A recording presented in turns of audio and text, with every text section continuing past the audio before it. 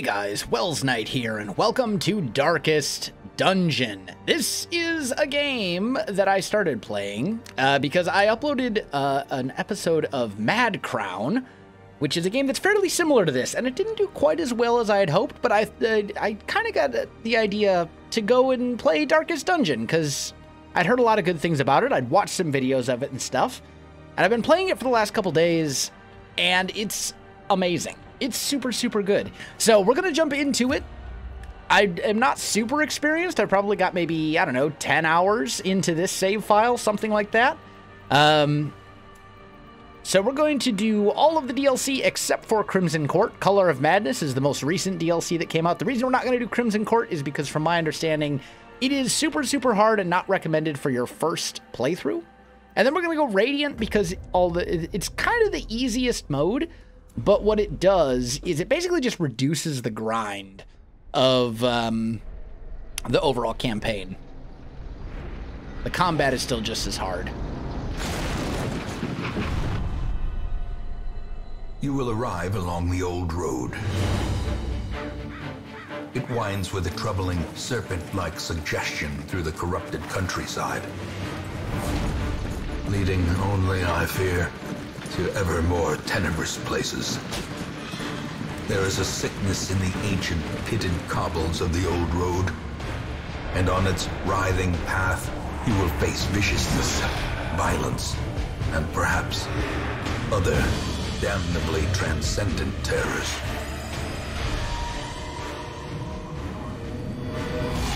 So steel yourself, and remember there can be no bravery without madness.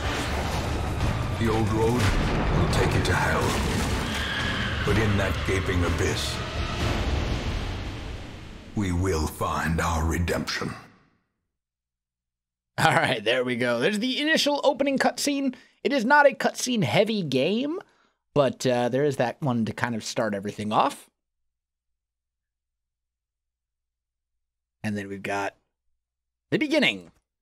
So, I'm going to try to briefly kind of explain the mechanics. There's a lot of depth to this game, but we'll kind of figure it out as we go. And I'm no expert, but I understand at least the basic stuff. So first and foremost, you've got your light up here. This ranges from 0 to 100. You replace it eventually using torches, something we don't have right now.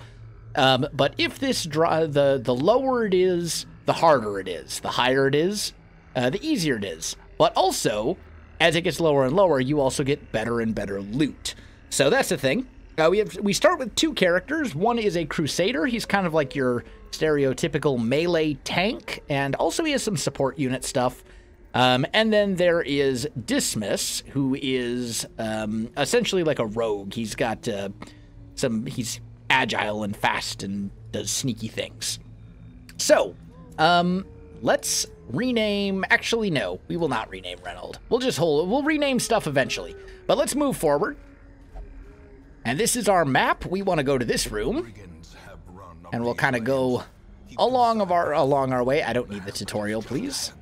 All right, we have our first combat. We caught him by surprise. Go away, thing. So let's talk about the combat. Each enemy, you can mouse over them, and it'll show you their stats. This one has 12 HP. He's got a little bit of protection, which is basically like damage reduction for direct attacks. And then he's got some resistances and stuff like that. I can see my own stats down here, and then I've got different moves that affect those in different ways. So this attack, Open Vein, at the very top, you will see 4 dots. There's a set of yellow dots and a set of red dots. That basically shows where you have to be standing in order to use the move, and then where it can potentially hit. So this one, I have to be standing in the first 3 ranks in order to use it, and it will hit the first 2 ranks, and then there's a breakdown of how it works. So this move has 95% accuracy. It does 15% less damage than my overall damage stat. It inflicts a bleed that does 2 damage per round for 3 rounds, and it also debuffs the target with the debuffs below. So the way they calculate the bleed here, this guy has a 20% bleed resist. I have a 100% bleed base chance. That means it basically has an 80% chance of inflicting the bleed. So then this move over here, Grape Shot Blast, you can see the connected lines. the connected red lines down here, that means it would hit all 3 enemies in the first 3 ranks and different effects and things like that. So we're going to start off with the open vein. Chop him up, make him bleed. And then over here, we've got our Crusader. I could do a stun. I could do smite, which is basically just a basic melee attack that also does extra damage to unholy enemies, which are like skeletons and stuff like that. We'll just hit him with that, and there we go. And then for winning the combat, we get a little bit of loot. Not a lot, but a little bit. All right. So now you'll also find these things, different objects throughout the world called curios, and these you interact with, and you can get positive effects, negative effects, find extra loot. It's kind of a mixed bag. Sometimes it goes well, sometimes it doesn't. So curios, you have to be kind of careful. Somehow we got switched around there. I don't really know how, but whatever. All right, now we have 2 enemies here. One of them is this guy, the Brigand Bloodletter, and then one of them is this dude in the back, the Fusilier. So this guy, you can see his, like, little thing above his health bar is much wider. This is a large enemy. He's actually taking up 2 spaces in the ranks. So he counts as both rank 1 and 2, and then this guy is in rank 3. I think we will go for an open vein on him. See if we can burn this guy down fairly quickly. He's going to use punishment. And there you saw that little black thing appear above his head. That is stress. Stress is essentially a separate type of health that is actually persistent between levels, between like dungeons.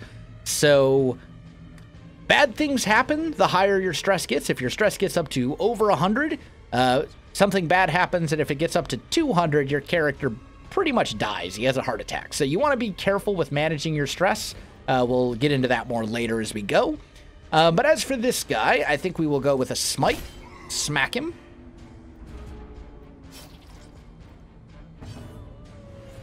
And then we will go with an open vein. There we go. He is now not quite in lethal range. Maybe in lethal range if I get a decent hit with my my Crusader. I guess we'll have to see. That stress is going to get really annoying there. I resisted that bleed. That's good. So let's hit him. Hey, we got just enough to finish him off. Okay, so then he dies, and he actually leaves a corpse. So now he's in the way of all of this stuff. So I think what we're going to do is actually move you back. Because I've also got a pistol shot that I can hit him with, which would be good. And you are just going to go... Let's hit the corpse, try and get rid of it. It will also decay over time on its own. But if I want to get this guy moved up to where I can actually hit him with my melee units, I got to get rid of this thing. In the meantime, though, we can just pistol shot him. There we go. You can finish off the corpse.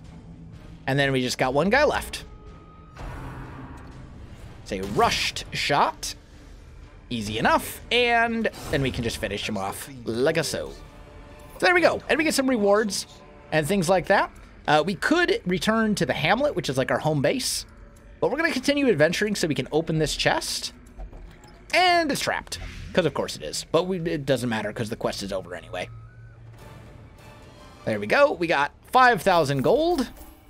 And about 2,000 from various stuff that we found. And then we got some heirlooms. These are going to be used to upgrade our various buildings and things back at the base. We'll talk about that more in a moment. We got fading. That's kind of a terrible thing to get on the first mission, but whatever. That's a negative quirk. We'll talk about those as well.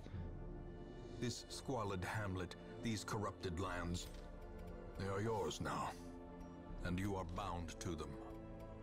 Okay, so this is the hamlet. This is our first, this is basically our home base. And there's a ton of different buildings here. Some of these we don't have access yet to because we need to progress a little bit farther. Not a ton, but a little bit. But we've got the stagecoach. This is where you can get new recruits. So we'll take them. New heroes are free to recruit in this game, and in many ways are kind of expendable, at least when they're low level. They don't cost anything to maintain. They don't cost anything to recruit. You can just kind of churn through them as quickly as you can. Over here, next to the stagecoach icon, you'll see this little cross. this is where you can upgrade this using the heirlooms that we found on the mission. So we can go Stagecoach Network, and honestly, let's just upgrade it again. So now we'll get 4 new recruits between every mission, which is going to give us a lot more, like, variety or whatever. So that's good. There's the Ancestors' Memoirs. You will know the tragic extent of my failing. This is essentially kind of like a checklist of your progression through the game. Go away thing. I'm explaining things. This is the Nomad Wagon. You can buy trinkets here for rather absurd amounts of money, honestly. Kind of a ripoff. Will be more useful later. But then down here, there's also the Jeweler, and she sells some kind of unique trinkets using stuff from the Color of Madness expansion for crystals.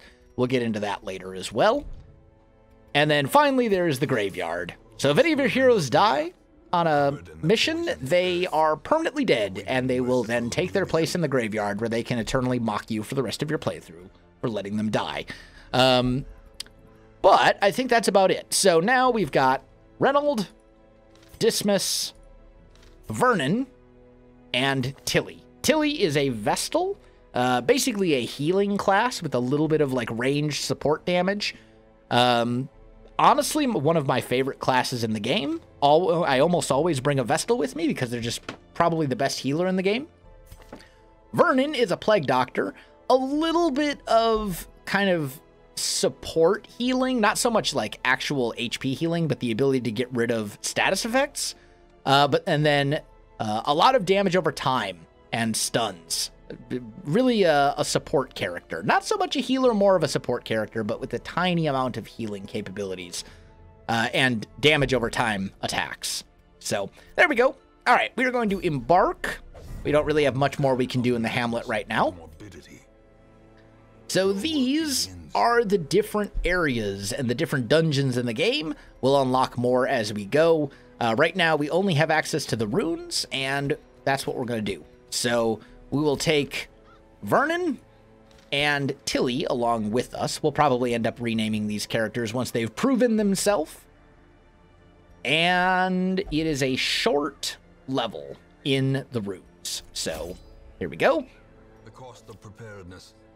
So we will take a stack of torches, a couple of keys, a couple of shovels, maybe an extra holy water, and 8 food, I think. That should probably do it. Yeah, that should be good. All right, and we will embark. So you want a provision for the journey. The reason you bring different things like shovels and keys, they can interact with the curios that you find along the way. So here's our map. We need to kind of work our way over. We need to explore 90% of rooms, which means we can skip one room because it does round down. So let's just keep going. Here's a curio. We can just salvage a torch. So we get a free torch out of it. The way is lit. The path is clear. And now we have a couple of these guys. These are unholy enemies. They are essentially skeletons. And you notice they have very high bleed resistance, which totally makes sense because they're skeletons. They have no blood. So, a couple things we can do here. We could go for an incision, which would deal damage, but would almost certainly not inflict the bleed. We could go for a stun, or we could buff one of our other parties. I think we're just going to go for incision there and just deal some damage. You can really not do anything other than heal. That's unfortunate. We'll just toss out a heal. You, on the other hand, have Smite, which means you deal more damage to enemies like that. And you should be able to finish them off like so. There we go. We got some money. Here we have an unlocked strongbox. We can open that up and get some free stuff. And then from there, we can move on. We also get scouting. There, I believe, is a 25% chance that you will scout. And there's ways to raise that with certain trinkets and stuff. And then we come to an obstacle. This is why you bring shovels. if you don't have a shovel to remove an obstacle, you have to remove it by hand. And it stresses all your characters out, and they take a little bit of HP damage as well. It's really not good. So you want to always have a shovel to remove an obstacle if it's going to be in your way. The light, the promise of safety.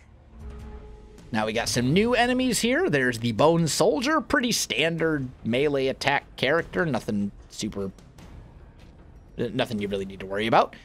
Back here, excuse me, we have a Cultist Acolyte, and this Cultist Acolyte is essentially a stress damage dealer. So that should be our priority, if at all possible. For the moment, this healer really can't do anything because her skills are melee skills, which is infuriating. But we're going to go for a Plague Grenade. This hits the back 2 rows. It's an area of effect attack, and it deals blight damage, which is great. There's Stressful Incantation, and bam, 19 stress, just like that.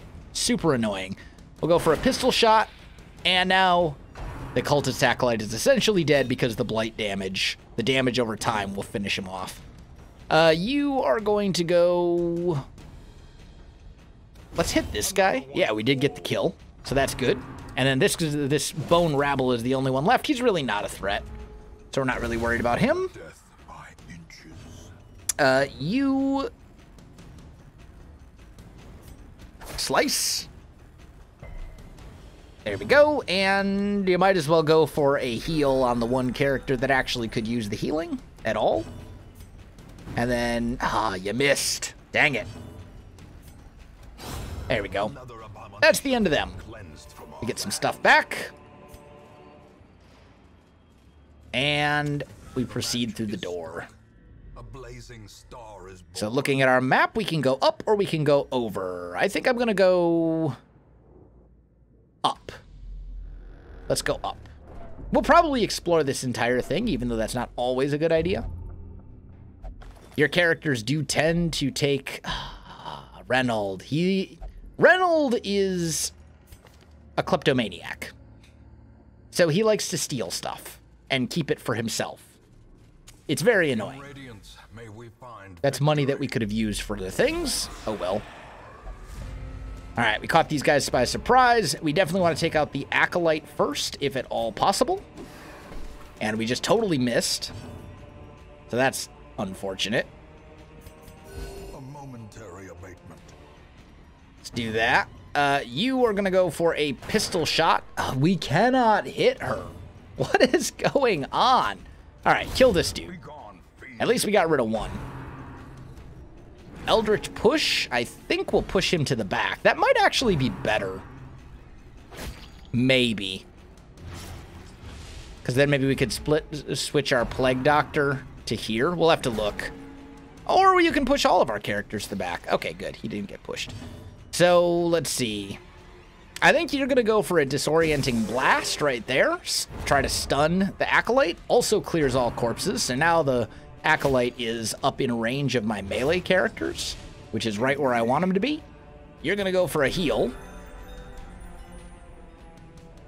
And you are going to shoot her. And you are going to smite her. And that's the end of the stress dealer, which is important, because stress can be expensive to deal with. Go for an incision. That takes care of you. I can't hit that one. Okay, well, dang it. I guess you just do a pistol shot there. And you go for a heal on my doctor, my Plague Doctor. So far, so good. This actually has gone just fine. There we go. We made it through. Take all the loot. And then let's just take a minute here and figure something out. Because we want our Vestal, I think, to be in the second row. Because then she can actually attack. Because she has 2 skills here that are both for being in the second row. You are... Okay, so that's fine. And then what about you? I think we will switch these two around. This is not really an ideal set of skills and party for this, because they have a lot of overlapping spot where they want to be. But I should not have done that. I meant to use a key there. Dang it. That was dumb of me. Oh, well. We did a little bit more scouting. Let's go this way. There's a trap on the floor, but since we've scouted, we know it's here. So we can look and see what our disarm chance is of all these. I think we'll disarm it with Dismiss. And that also gives him a stress reduction, which is a nice little element of strategy, choosing when it comes to choosing who disarms the trap. All right, more scouting. I actually think we could just skip this room, but I kind of want to go there and see what's there. Disarm it with him again. He now has no stress. And now we've got a battle again, but it's essentially an optional one.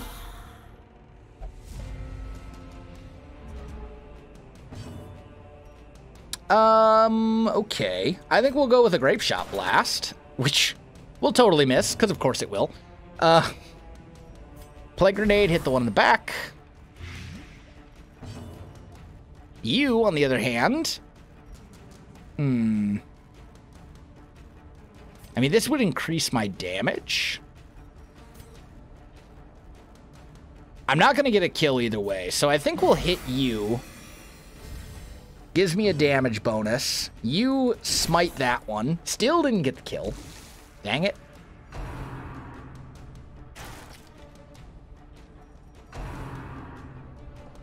That one's not quite in lethal range yet, but he will be when I hit him with another plague grenade, if it lands. Okay. I want you to... Oh, but you can't heal. Oh, man, this is such a terrible lineup of skills. Man, it's so bad. As the enemy crumbles. Okay. It's fine. It's fine. This dude is dead. He is basically dead. Let's go here. Stun you. That'll also get rid of this corpse. This damage, this blight is going to kill him as soon as he has a turn again. I think we'll go open vein on you. Oh, that's a rough crit. Oh, man. The first two characters you get, Dismas and Reynald, they're always the same on every run. But the Vestal and the Plague Doctor you get next time, their skills are not always consistent. So, yeah, it's a thing. I think we will use a Holy Water here and give her a big heal. And honestly, like, your job is to heal, so you need to be there. Even though that means that all you can do is heal, which is unfortunate. But we'll do it this way. I guess this is the best arrangement that we have, unfortunately.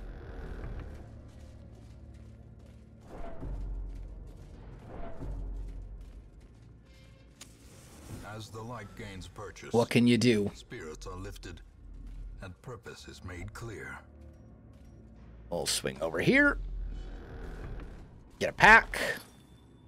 Pack has some stuff. I like stuff. Stuff is good. We'll eat some food. If you don't have food there for them to eat, they will die of starvation. Well, no, they won't die of starvation, but they'll take a bunch of stress damage. And that's no good. And I think they might take physical damage as well. Actual HP.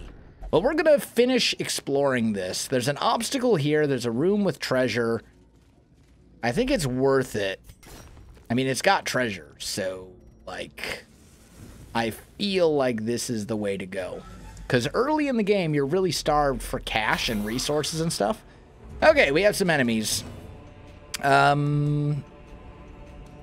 think some of these guys we may have seen before. This guy is the biggest threat, the Bone Courtier, because he does stress damage. And stress, as I said, is persistent between missions, whereas HP will automatically fully recover when you finish a mission. So, yeah. And of course it puts it on the... Well, actually, you know what? I'd rather the stress all go on my Plague Doctor, because he's the only one that actually has enough stress right now that I'd want to treat it or take care of it. We're going to go with a pistol shot on this dude, and he's dead. So that takes care of the biggest threat. Really, this game is very much about, like, target priority. That's really the secret to Darkest Dungeon, is learning what needs to die first and making sure that that happens. Ah, that didn't work. I was hoping to take that guy out in one hit, but oh well. We will try something a little different. Let's go for a heal on Dismas, since all that my stupid one can do right now is heal. What are you at? You're at 10 HP.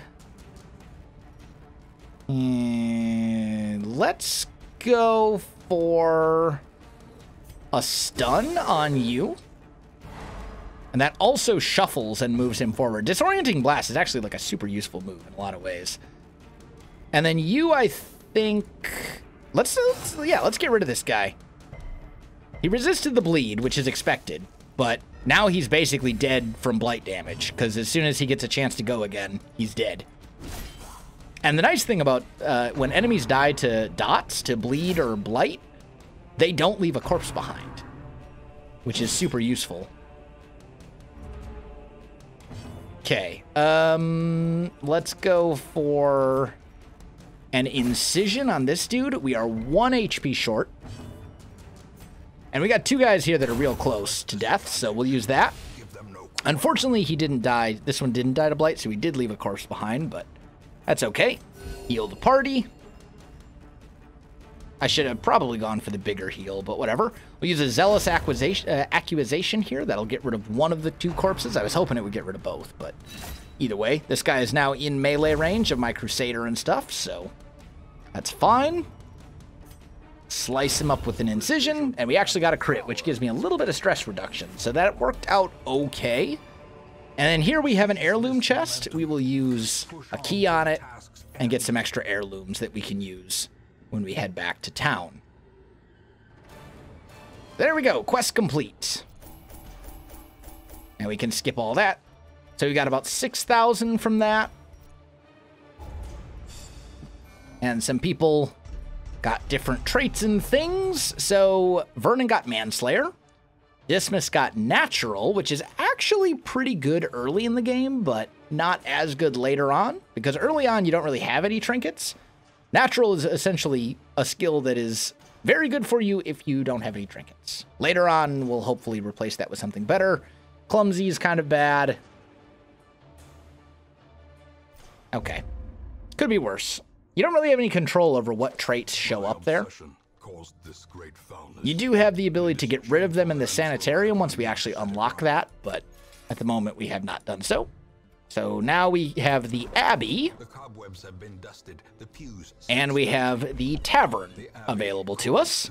These are basically places you can send your people to go and relieve stress. So we can say, hey, Vernon, you need to meditate, dude. And that'll help him, that'll basically get rid of all of his stress. Let's check our stagecoach here. Ooh, we got an Antiquarian. And a Houndmaster. That's actually some really good stuff to get. I'm super excited about that. Okay, so Antiquarians will essentially allow you to get a lot more gold, which is super, super useful. They're not very good from a, like, actual attacking ability standpoint, but they definitely have their place. So now we're going to embark again. Actually, you know what? I think I'm going to call this episode right here. We will embark again in the next one, because I think I'm out of time for this one. Guys, if you enjoyed the video, you know what to do. Links in the description below, so check that out as well. Otherwise, my friends, thanks for watching, and I'll see you in the next one.